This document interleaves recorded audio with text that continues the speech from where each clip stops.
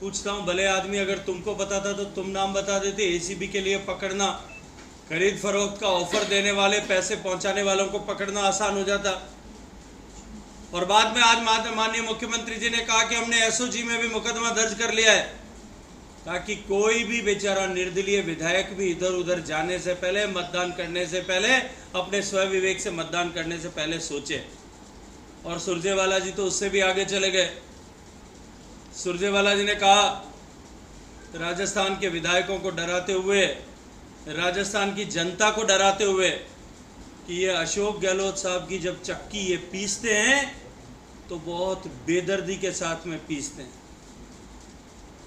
मैं बताना चाहता हूं रणदीप सुरजेवाला साहब को कि राजस्थान की जनता तो इस बात को बाद में महसूस करेगी।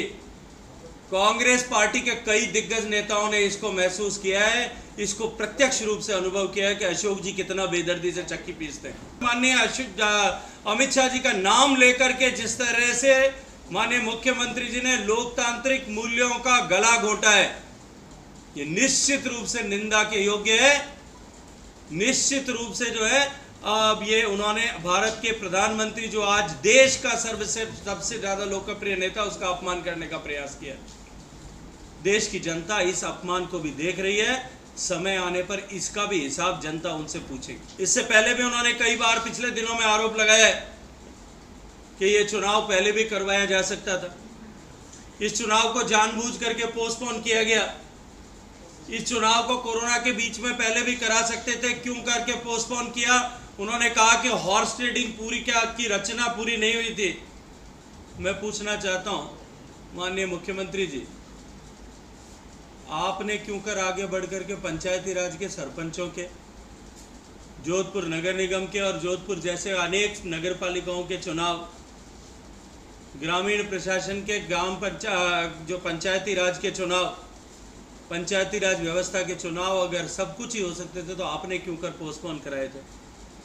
और उसके तुरंत बाद राजस्थान की कांग्रेस पार्टी के मुखिया आदरणीय सचिन पायलट साहब ने कहा कि ये बाड़ाबंदी नहीं है, ये तो गेट टुगेदर है।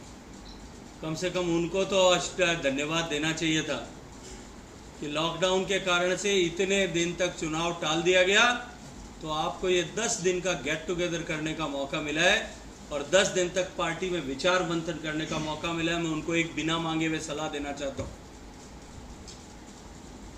कि 10 दिन के अंदर बाड़े में बंद करके आप सबको बैठे हो, 10-10 मिनट एक एक आदमी को बुला करके सुन लेना और उससे जनता का दर्द पूछना कि कितना तकलीफ में राजस्थान की जनता है, कितना दुखी राजस्थान की जनता है। जनता का ये दर्द अगर आप समझ पाओगे तो 3.5 साल में राजस्थान की जनता को शायद कुछ कम कष्ट होगा। अन्यथा राजस्थान की जनता तो लोकसभा के चुनाव से ही मानस बनाकर बैठी है कि आने वाले चुनाव में उसको किस तरह का फैसला करना है। राजस्थान के कई दिग्गज कांग्रेसी नेताओं को जिस चक्की में पीसने का काम किया है, और राजस्थान की जनता पिछले 1.5 साल से, जब से उनके पुत्र चुनाव में आ रहे हैं, जिस तरह से चक्की में पीसी जा रही है, इसको राजस्थान की जनता अपने आप दर्द महसूस कर रही है। लेकिन मैं उन सुरजेवाला साहब को याद दिलाना चाहता हूं और उनके माध्यम से कांग्रेस पार्टी में बैठे हुए सब उनके मुखिया और उनके सारे मंत्रियों को भी याद दिलाना चाहता हूं कि सुरजेवाला साहब से जाने से पहले पूछ लेना कि जब जनता चक्की पीसती है तब कैसी पीसती है। जींद में उनको जनता ने 50,000 वोटों से जो है वो पीसा था, बड़े नेता बनने के लिए गए थे, और अब की बार कैथल में फिर पीस करके जनता ने उनको रख दिया। ऐसे पिसे पिसाए और पिटे पिटाए लोग यहाँ राजस्थान में आकर के राजस्थान की आबोहवा खराब करने का जो प्रयास कर रहे हैं, ऐसे सारे षड्यंत्र को राजस्थान की जनता देख रही है।